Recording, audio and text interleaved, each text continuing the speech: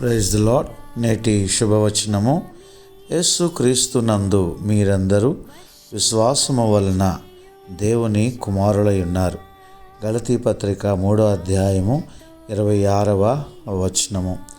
ఈ వచనములో మనము జ్ఞాపకము చేసుకున్నట్లయితే, ధ్యానించినట్లయితే, జాతి, కుల, మత, వర్గ, లింగము, స్థాయి వీటి వలన కాదు కానీ యేసుక్రీస్తు ప్రభువారిపై మనం ఉంచినటువంటి విశ్వాసము ద్వారానే మనము దేవుని పిల్లలమవుతా ఉన్నాం.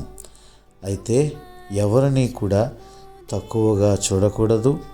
ఎందుకంటే దేవుడు మనలందరినీ కూడా ఆయన కుమారులుగాను కుమార్తెలుగాను ప్రేమిస్తూ ఉన్నాడు. దేవుని యొద్దకు రావడానికి ప్రత్యేకమైనటువంటి అర్హతలు ఏమీ కూడా లేదు.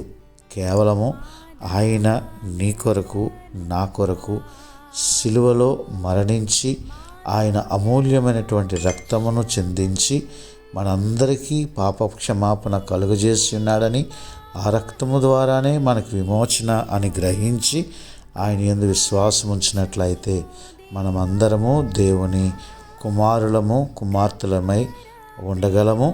ఆయన వారసత్వాన్ని పొందుకొనగలము.